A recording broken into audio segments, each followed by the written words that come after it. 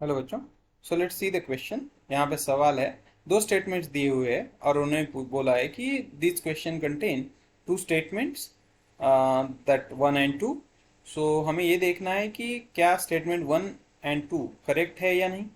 अगर one correct है या सेकंड फॉल्स है या फिर वन एंड टू दोनों रॉन्ग है या फिर फर्स्ट और सेकंड दोनों करेक्ट है लेकिन सेकंड पहले वाले का एक्सप्लेनेशन नहीं है या फिर सेकंड जो है वो पहले वाले का एक्सप्लेनेशन है। ओके, तो ये चीज़ें हमको देखनी है। अब देखो यहाँ पे हम देखेंगे पहला स्टेटमेंट है CCl4 is a non polar molecule.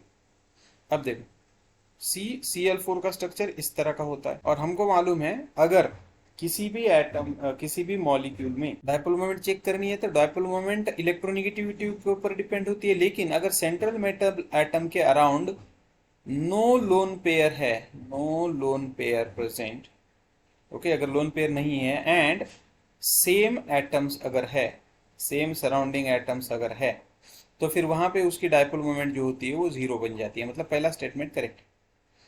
अब दूसरा स्टेटमेंट क्या बोलता है कि CCl4 has a polar bond. अब ये भी करेक्ट है। क्यों? क्योंकि देखो CCl कार्बन की तरफ इलेक्ट्रोनेगेटिविटी जाएगी तो डायपोल मोमेंट इधर होगी, फिर डायपोल मोमेंट इधर, यहाँ पे डायपोल मोमेंट इधर, यहाँ पे डायपोल मोमेंट इधर। मतलब सारे केसेस में जो बॉन्ड है वो पोलर है, नो डाउट। तो बॉन्ड्स पोलर है, ये स्टेटमेंट भी करेक्ट है।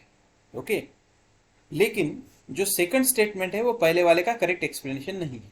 क्योंकि पहले वाले का एक्सप्लेनेशन क्या है जो मैंने पहले तुमको बताया कि भले ही बॉन्ड्स पोलर हो लेकिन मॉलिक्यूल पोलर कब होता है? जब सेम एटम से सराउंडेड हो और वहां पे क्या होता है, वेक्टर क्वांटिटी है, इस वजह से वो डायरेक्शनल नेचर की होती है और इसलिए वो एक दूसरे की डायरेक्शन को कैंसल आउट करते हैं, इसलिए उसकी नेट डायपोल मोमेंट जो है वो जीरो बन जाती है।